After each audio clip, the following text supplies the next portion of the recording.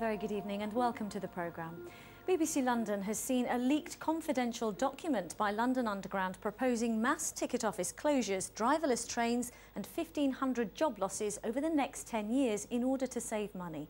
Unions have described it as safety carnage, but tube bosses insist the report was intended for discussion purposes only. Let's join our transport correspondent Tom Edwards, who's at London Underground headquarters. Tom, what are we to make of this? Well, what it means is change is coming on the tube in some shape or form. This is the actual document. It's called the Operational Strategy Discussion Paper. As you can see, it was written in July 2011, but it contains some of the most radical proposals in the tube's 100-year history. The tube's undergoing huge changes, but how different will it look in a decade?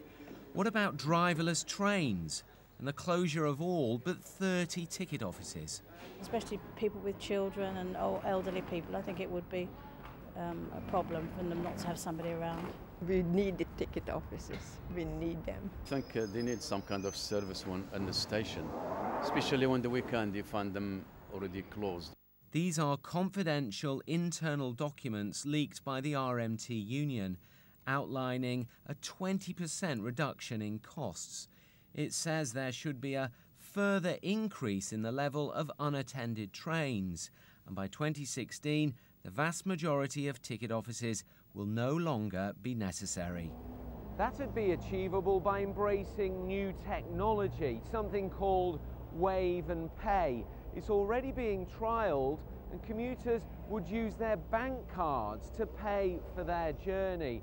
However, it could perhaps mean the end of the Oyster card. Behind the closing doors. Already on the Victoria and the Jubilee line, tube drivers don't drive the trains but open the doors. And the DLR operates with no drivers and very few ticket offices.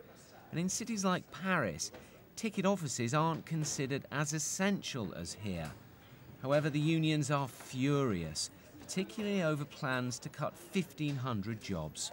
We said it was the thin end of the wedge last year when 800 jobs were stripped out of the underground then. If you strip out staff, you strip out safety. They're directly related on a railway. And if there are deaths that ensue following these cuts, which we believe there will be, then management will stand accused of the deaths. London Underground says this is only a discussion paper and it isn't policy.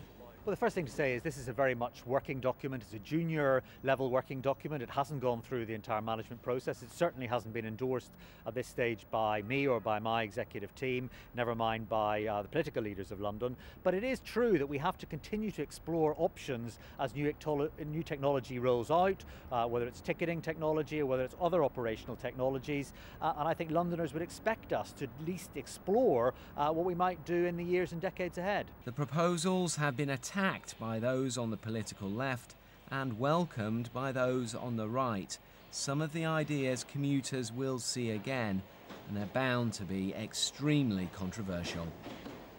Tonight the big question is how much of this is going to be implemented, and I think things like paying for tickets using your bank card almost certainly will. As for the rest, I think that depends on the political appetite for a fight. Riz. Tom, thanks very much. Our transport correspondent Tom Edwards. Plenty more to come tonight, including